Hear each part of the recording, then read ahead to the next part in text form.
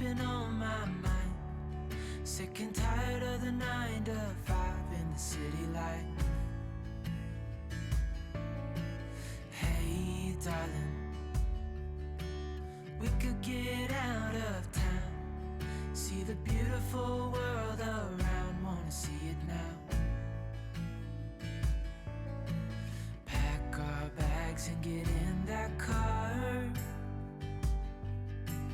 leave a little note and we'll drive real far. Hi friends, so I'm trying to decide where to even start with this video. As you guys know, some of my last videos, James's dad was not doing well.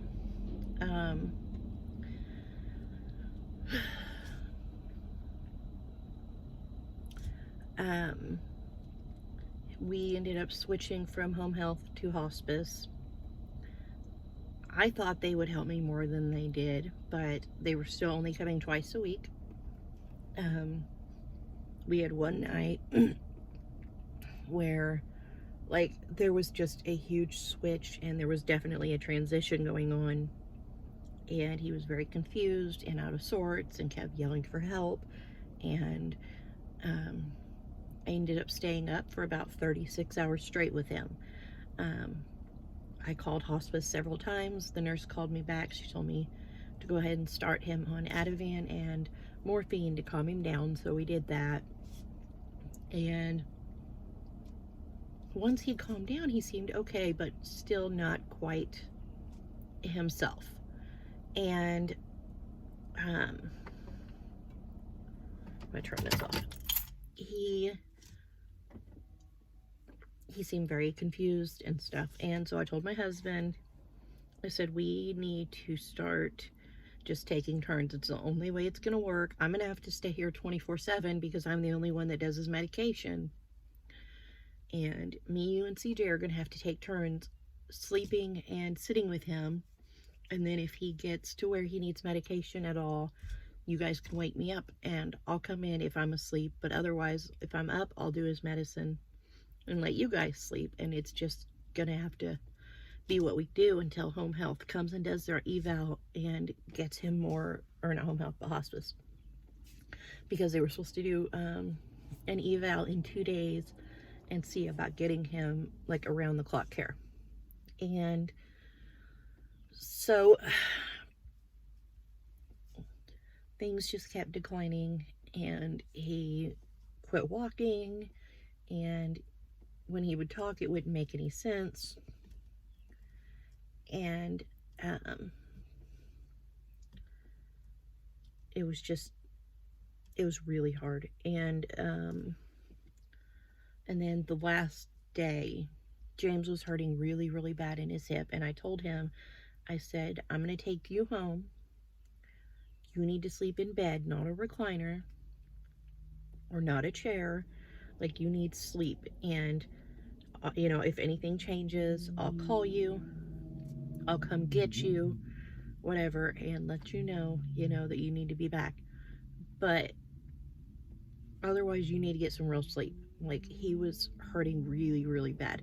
And so I took him home. Well, I came back, and me and CJ had ate something, and I told CJ, I said, why don't you go to bed for a while? And he kept saying, I'm not tired. And I said, well, you just go to bed a while, and then in a little bit, we'll trade places, and I'll sleep a while, and you can stay up with me. Midnight came around. I went in there, and CJ was in bed. He was passed out, sleeping really, really hard. And so I was like, well, I'll start the laundry. So I started some laundry. I folded some towels. I loaded the dishwasher, started that. And I worked on doing some sweeping and stuff around the house. And then I turned on a show he liked, which was Andy Griffith, for him. And I could hear him mumbling and stuff and talking about it, but he was still very confused. And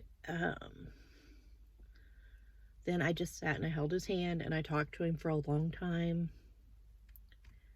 And I just talked to him pretty much all night long. About 6 in the morning, I could tell he was really starting to kind of decline and calm down, and his breathing was slowing. And so I called James and I said, I need you to get ready right now. And I went home and I got James and I got him back to his dad's, and he sat and held his hand and talked to him. And 7:22 in the morning he passed. And we of course had to call everybody to come on out, and like the hospice place, we had to call them and tell them that their nurse needed to come an hour earlier than she was scheduled. And we had to, they contacted the funeral home and everybody else. And so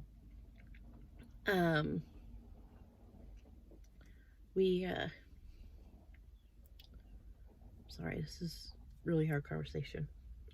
We had to pick out an outfit for him and various things, and they had to take him to get ready to transport to Texas, because that's where he wanted to rest, was in East Texas with his grandpa. And so, we had to find him clothes and all these things. And we had a family member who started going through things in the house immediately, and he was still in the house. And that person was searching for a will and a birth certificate and just carrying on about selling the house. And it just made it a really, really complicated time on top of being a difficult time. And it was just very, very, very overwhelming. But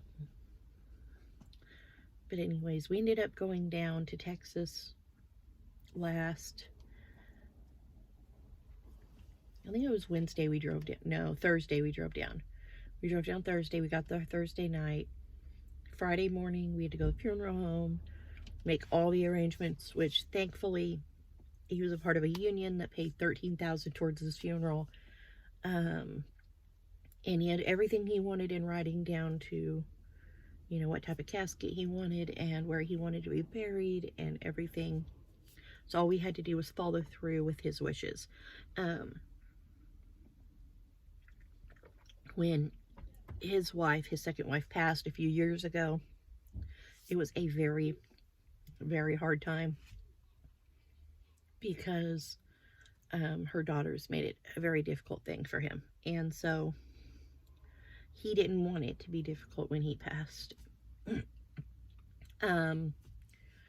And so he had everything in writing, instructions on going to the union and getting that done.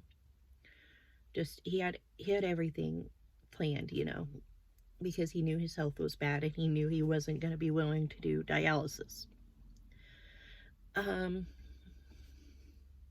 So when it, I'm sorry,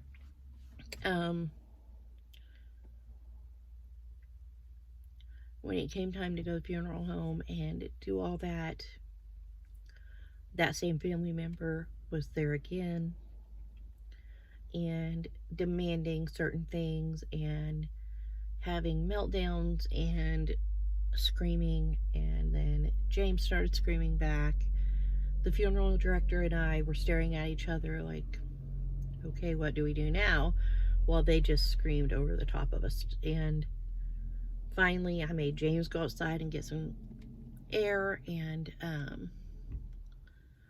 I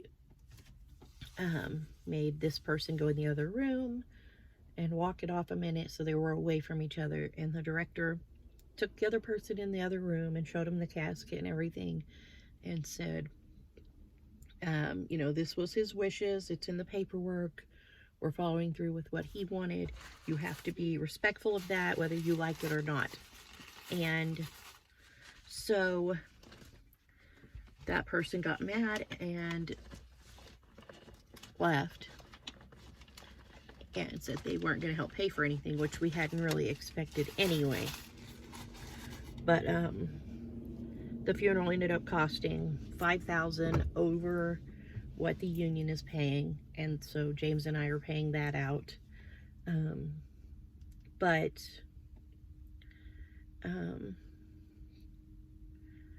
it's just been a lot, and they fought nonstop. That person also wanted him to be laid to rest next to his ex-wife he's been divorced from for 30 something years. And I promise you guys, that is the last place that man would have wanted to rest, because there was some hatred there. He had specifically said he wanted to rest next to his grandpa, so despite what that person wanted, that is where they put him, because that was his wishes. But before we came home, after all of that, which it was so sad, and just like 5 of his classmates that he had went to school with from kindergarten through graduating and stuff before he went into the Army, they came. He had family come, he had friends come. He had his military honors because he was a sharpshooter in the U.S. military for 6 years. And so, you know, it came out to be a very beautiful day for him once we got past all the fighting over things. But, and I highly suspect that the fighting over things isn't done yet, just because that person was being so greedy. But anyways, it's been a very hard week, and so I didn't film during any of it. It was just too much. But James and I we had one day where we didn't have to do any of the stuff for the flowers or the funeral or anything, and James said, well, let's, instead of just sitting in the hotel, let's go for a drive. And we went for a drive. We ended up getting on a ferry and going to Galveston, and James took me down to see the ocean, which was very neat because I have never been to the ocean, and I got to see dolphins and everything else. I got to ride a ferry, got to walk on the beach. I got to pick up tons of shells for the kids, which I was going to just give them to the kids, but I was thinking about ordering like a glass memory jar for his dad with like his name and date and everything on it, and filling that up with the shells. But I'm not positive yet. I'm not sure what I'm going to do with them, but I brought home a bunch of seashells and stuff. And we also got a huge potted plant. It was a peace lily and something else, but it was a huge plant. The union he was in had sent down for him, and so we had to bring that back with us. When I picked up my 3 younger kids from my sister, she gave them a duck. She gave it to Bubba, and Bubba named it Bill after his papa that had just passed. Then we picked up CJ and Mika, and then we went and picked up an order of pizza I ordered, and we went home and we ate pizza, and then everybody just went to bed because we have had the longest several weeks between everybody being sick and the strep and the staph and James breaking his hip and on and on and on. Ice storms, no water. And then to top it all off, his dad passed. And if you don't already know, his dad and I were very, very close. And I mean very close. I often would joke to my husband that I like his dad more than him, because his dad and I, we got each other. We could bounce the sarcasm and the jokes off each other so fast, and we would agree on a lot of things, and we really got along. And for being in-laws, I was so thankful for him. Not only that, but he always made a point to spend time with my kids, whereas even my family members and stuff, and James's other family members are like, you have 5 kids, it's too much. But his dad, he didn't care if 1 came over, 5 came over, he would spend time with them. And he absolutely loved it. And he got a kick out of Maddie's little sass. He and Bubba would regularly have Brahmas dates and go eat together. He and CJ were both really into history and stuff together, and they also read Clive Cussler books and stuff and discussed those all the time. He and Mika would often visit, and you know, he would tell her, you know, how proud he was of her because her arthritis struggles, and she never gave up, and she still did whatever she wanted to do. And he would always just get tickled and ask Penny about her adventures with her rabbits. And he and Maddie would pick on each other, joke back and forth the way I would pick on and joke back and forth with him. And it's really hard to know that my kids are losing such an amazing person in their life.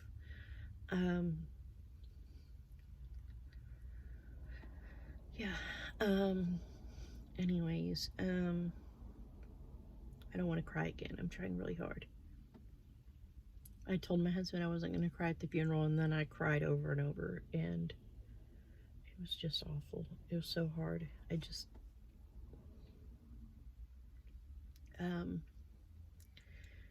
Anyways, we're going to have a lot of changes coming, and I'm going to try to film a lot, but I don't know how much I'll film.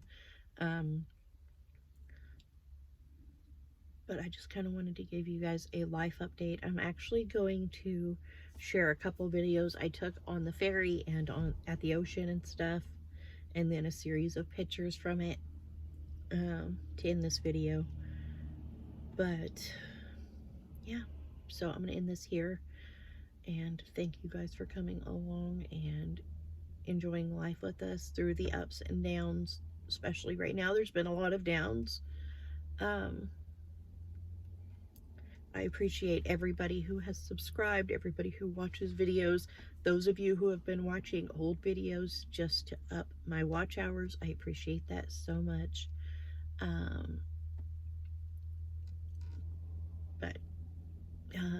Yeah, I wanted to tell you guys how much I appreciate all of you and how thankful I am, because you know, without you guys, there would be no point in making these videos. But as sad as this video is, thank you guys for watching, and I'll see you next time.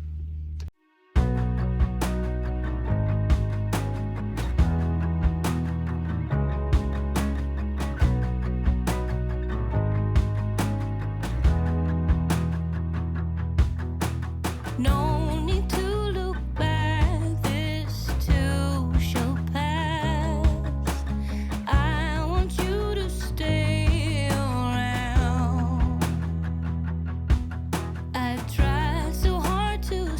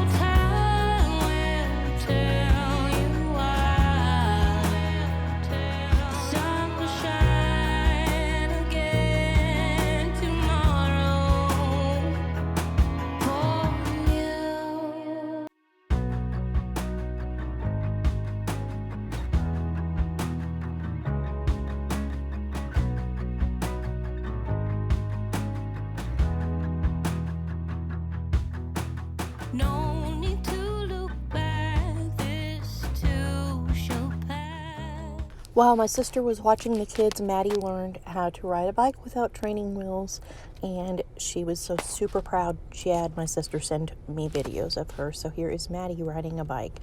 Thank you guys so much for coming along with me and my family through this hard time. I'll see you guys soon with another new video. Bye.